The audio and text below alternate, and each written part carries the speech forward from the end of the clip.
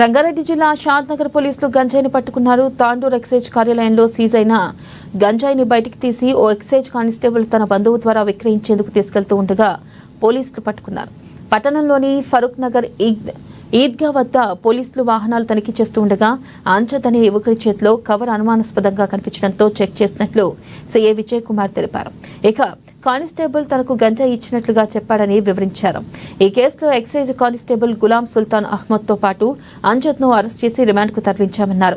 వారి వద్ద నుంచి 1.5 కిలోల గంజాయితో పాటు 2 సెల్ ఫోన్లను స్వాధీనం చేసుకున్నట్లు సీఐ చెప్పారు. ఒక వ్యక్తి అనుమానాస్పదంగా వీళ్ళని చూసి పారిపోయే ప్రయత్నం చేయగా మన దేవరాజ్ వాళ్ళ టీము అతన్ని పట్టుకోవడం జరిగింది. పట్టుకొని అతన్ని చెక్ చేయగా అతని వద్ద గంజాయి లభించింది. 1.5 కేజీల గంజాయి ఉండగా వెంటనే పై ఆఫీసర్లకు ఇట్టి ప్రొసీజర్ ప్రకారం ఇంటిమేషన్ ఇవ్వడం జరిగింది. మరియు క్లూస్ టీమ్ పిలిపించుకోవడం జరిగింది. అదేవిధంగా పంచులను పిలిపించుకొని పంచుల సమక్షంలో అతని యొక్క నేర ఒప్పుకోలు నిర్వహించడం జరిగింది. అతని పేరు విచారించగా మొహమ్మద్ అంజద్, తండ్రి పేరు మొహమ్మద్ రౌఫ్, వయసు 32 సంవత్సరాలు, వెల్డింగ్ హెల్పర్, యాదవ్ కానీ ఫరూక్ నగర్ అని తెలిసింది. పంచుల సమక్షంలో అతని వద్ద ఈ 1.5 కేజీ గంజాయి మరియు ఒక మొబైల్ సీజ్ చేసుకొని పిఎస్కు తీసుకురాగా ఇంటిది నేరం నమోదు చేయడం జరిగింది.